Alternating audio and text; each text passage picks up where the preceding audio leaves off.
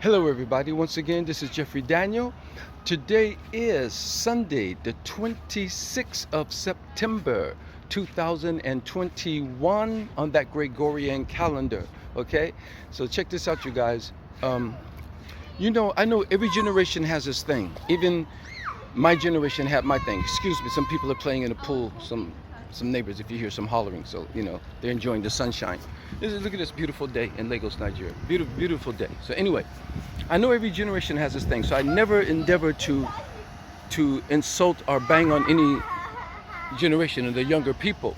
But as I told you all before, now that I am an elder, I paid my dues to be an elder, so I have a voice, and it's my onus to use my voice to speak to the younger generations, hopefully helping to steer them in the right direction, or keeping them on track as my elders did for me. You know what I'm saying? So it's like I spent the most part of this morning listening to videos on YouTube, watching videos and listening to some of the younger generation and what they're doing and I'm watching people who are getting millions and millions of hits.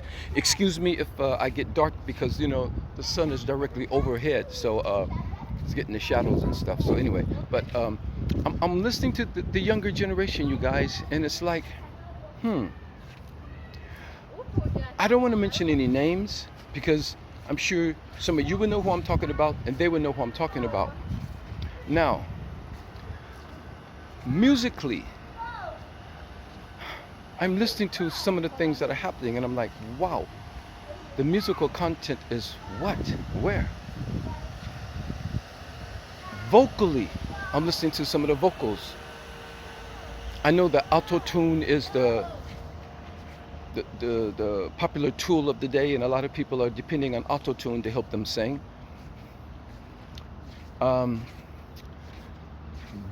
Lyrically, now we go. I thought the whole premise of hip-hop, the whole essence of hip-hop used to be about the beats and the lyrics. Am I right or wrong? If I'm wrong, you guys go ahead and correct me. As I said, I'm your elder. It doesn't mean that you have to agree with me. It doesn't mean that you have to, what I say is right or wrong. I'm just disseminating my thoughts to you all, and I'm sharing my perspective with you. And if you guys can find me at fault and you feel that your perspective may correct mine, go ahead. Feel free to do so. I'm open. I'm open for that, for discussion. Okay, that's what this is. So, like, I want to tell you guys something that you may not know about me, but my people at home know. My people who grew up with me on Soul Train at Mavericks Flat. I used to DJ every Sunday at Mavericks Flat. They called it Soul Train Night. And I ushered in a new sound because that was the beginning of dance music and disco. Mavericks Flat up until then was all about, soul music, primarily. And maybe a little soul and rock, Even the owner, John Daniels, he was like, what is that music that Jeffrey's playing? Because I was playing stuff like Express Yourself by the New York Community Choir. I was playing South Soul Orchestra. I was playing things by Jojo Marauder. I was playing all this new music that was synthesized, driven, and all that was coming in. And they didn't know it yet because it was still new. It wasn't on radio yet. It was the beginning of the 12-inch. So they couldn't play it on radio because the music was too long. Donna Summer's Love to Love You Baby and I Feel Love and all these songs that were coming out. And I went even into some other crazier stuff back then. So I was DJing back, you guys, we're talking about 1976, okay? All right, so hey, you guys, I got some water under my bridge, you know what I'm saying?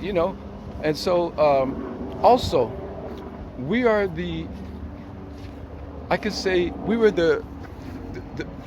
predecessors of hip hop.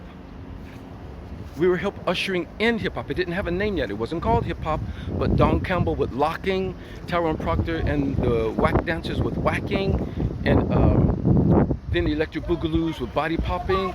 All this was culminating into what would later be known as hip hop. So we were there from the onset, pre-hip hop. We were already putting in work into the arrival of hip hop and throughout, okay? So a lot of you might not know that because this is happening on the West Coast. Now, I know the people on the East Coast, DJ Herc, Cool Herc, and African Bambata, and I didn't grow up on the East Coast, so I don't know all the names, but I'm hearing the stories, and I know some of the stories, all right? And they're the ones who were, culminating it on the East Coast, Ice-T was one of the first rappers on the West Coast, if I'm not mistaken. He was the first rapper that I knew of that was getting notoriety. It was Ice-T, down at the Radiotron and stuff like that, So we were putting in work, you guys. So I have a right to talk. So getting back to the matter at hand, listening to some of the music, I'm just wondering, how can the younger generations be so dumbed down to praise? I mean, they're literally praising stuff that just sounds like it's been thrown together. And trash. And these people some people getting multi-million-dollar deals. They're getting millions of hits. Now, don't start on me, you guys. Don't start on me, young generation. Oh, you're just hating because you ain't getting millions and millions of hits. Come on, you guys. This is not about hating. Not at all. I am a musician. I'm a musician. I can play a keyboard. I can play a guitar. I compose music. I produce music. I'm a singer. I sing. I know about harmonies. I construct background harmonies together and melodies. I can even do horn and string parts and all those things. So I know the younger generation in the music, it doesn't have all these instruments in it, unless you're going to like a Bruno Mars or someone like that, or the people who are capturing the essence of that soul in their music. But primarily, people are, they're using the tools, the studios, the programs, the software and things like that. And some are rolling with some instrumentation in it too. So, and even so, if you're listening to the quality of the music, the integrity of the music. I was with some friends last night, and they're all around my age, some younger than me, and we're listening to one popular song here in Nigeria, and all it was talking about was explicitly what they would do with their sexual parts, what they would do to a woman's sexual part, how they would do it, what position they want to do it in. These are lyrics. People walking around holding up money to their ears, talking about how much money they have on their neck. I talked about that before, about the great diamond heist, if you guys follow my posts, and this squandered wealth. Now they're just bragging about how much money is on their wrist. They're going to these the ice box and to Johnny Dang and to all these jewelers, and they're throwing away hundreds of thousands of dollars, or actually millions of dollars, on jewelry. I can't tell people what to do with the money. That's what you do with your money. But if you're just going to throw it away and waste it like that, then okay, what can we say? But getting back to the music, you guys are dealing with people who are not musicians. They're not singers, but they can put music together somehow, and they're putting it out there. And I see some of the most, wow, over-exaggerated praises for some of this stuff that's going out there. And I'm like, so is it me? Have I just gotten that old that I'm not getting it and I'm not hearing it? So I start questioning myself. So I'm listening to it intently because I want to see if I can get this. And then I still don't get it. I had to call to Japan to talk to my music partner there, Michiko, and she produces music in Japan. She has a studio. She helps me with some of the stuff that I'm doing. And I'm saying, Michiko, is it just me? Or is it, And she says, no, Jeffrey. She said, she thinks the same thing. She thinks the same thing. I had to talk to another brother here, my music partner here, Shun Jewel. That guy, he grew up listening to Chick Corea. That guy plays a keyboard like God knows what. And he helps me put my songs together here. And I had to call him. He got out of church, and I had to talk to him. I said, bro, is it just me? He said, no, Jeffrey. People, they don't care no more. As long as there's the beat there, they don't care. You can just put a song together going doom dum dum dum doom dum dum dum doom dum dum dum. It's just as the beat is there, they'll go for it. So I know there are some good artists out there. I told you I don't like to bang on any individuals or any group. So I know within that generation there are some good people out there doing some good things. Do you guys even know John Baptiste? Just to name a few. John Baptiste. You guys need to check him out. That guy is amazing pianist, and he's putting together his own thing. He's even in his own lane. There are other people out there, now that I'm thinking, so my mind is rattling. So some other names. Of course, Bruno Mars and Park Anderson. Those are the obvious ones because they're getting major play. Um, the Weeknd. Um, there are people out there who are doing some quality work, but now the industry is oversaturated with, how can I say, lackluster work that just doesn't come up to par musically, vocally, lyrically. So then, what is the music industry about? Why are you getting in the music industry? Why did they get into the music industry? Just to make money? I got into the music industry because I was always into music, and I love music, and I practiced and I studied, I developed, I grew, and I nurtured my craft into a craft where, my mother was a classical pianist, so I was always hearing music in my home. We always had a piano in our home. Then I moved in with my godfather, Reverend James Cleveland, and then Aretha Franklin is coming to our home and rehearsing in our living room for the album of Amazing Grace. So I'm coming home from school, that's when we had just the regular landline phones, and I'm talking to my girlfriend on the phone, and I'm holding the phone down over the banister so she can hear Aretha Franklin singing downstairs. All this stuff. You know what? We did a show with the Jacksons just in London on the tour that we just finished. They're my cousins, but apart from that, my heart was just filled with so much joy because I remember when I used to go to the Jacksons concerts and just watch them work on stage. They used to fill up stadiums and arenas and stuff. And that was just like a big event to go to a Jackson concert. And then for us to finally be doing a concert with the Jacksons, So that was a big thing for me. I can't, play it off on them like, okay, well, I'm in Shalimar. We sold millions of albums too. No, the Jacksons, there were people who helped influence me, who helped inspire me, when I was young. So I have to show my respect to them. I give praise to them, Those guys are still working hard too. So, but the point is, and their history, their musical history, coming out of Motown and then into their own and that. So their history, their legacy of hits, their whole catalog of hits and their music, So, our music, Shalimar. And I'm not trying to say like, be like us or we're better than you or something like that. I'm just saying, if you want to put music out there, you guys, and you want to have a career, because a lot of that stuff that I'm complaining about, those artists ain't going to be here much longer. There's going to be fly by night, fast food. No one's going to hear of them anymore. No one's going to be playing their stuff 20 years from now. No one's going to be paying for this is after 30 years, you guys, and I'm still touring. And people are coming out to see us, selling out places to see us, because our music is a soundtrack of their lives. They appreciate our music. They appreciate our lyrics. They appreciate, which I have to give props to Leon Silvers for helping keeping that in tune, helping structure that, and all the people who worked together with Leon Silvers in helping do that. And then it helped me be a better songwriter. It helped me craft good songs. It helped me to craft good lyrics, So, I don't know, you guys. Give me your thoughts. Tell me what you guys think about a lot that's going on in this new generation between, I don't want to, like, I'm not trying to insult anyone, okay? Please, I'm not trying to insult anyone, but this is what people are calling it. The people are calling it the mumble rapping, and they're calling it the this and the that, Who's gay and who's not gay? I don't care who's gay and who's not gay. But if I have to watch a video, and okay, let's be frank. What's his name? Little Nas X. Because he's popular and he's out there, they say, okay, well, let me see what the young man is doing. Let me see what the fuss is about. And I watched one of his newer videos, and he's emulated someone behind him having anal sex with him in his video.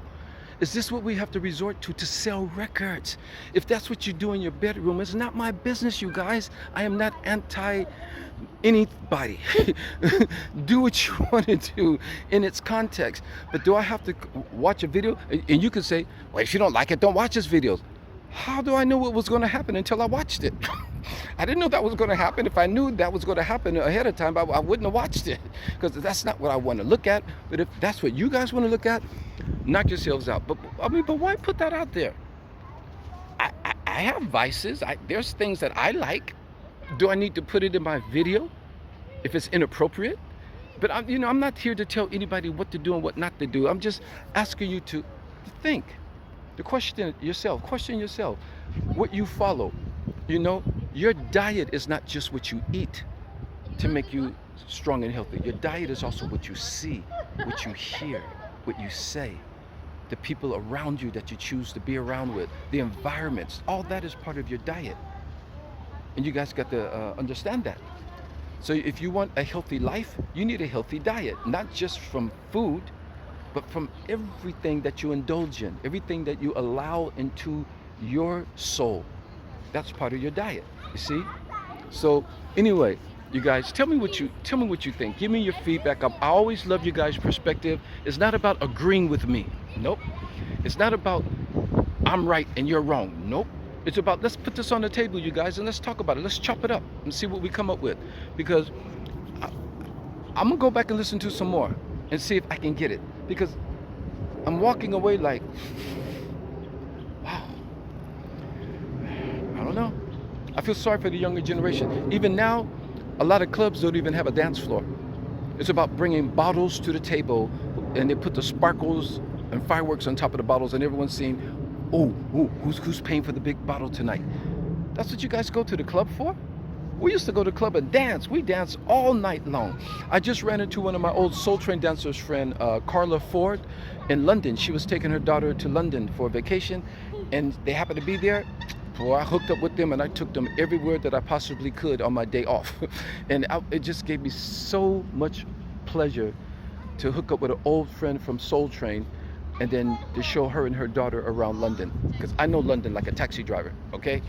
I know London. Anybody comes to London with me, you'll see. I know London better than some people who live in London, you know? So, but the point is that you guys, as everything is getting so contentious about, you know, the vaccines, no vaccines, wearing masks, not wearing masks, Republicans, Democrats, the whole political landscape across the globe, what's happening in society, and then the music is getting darker and darker.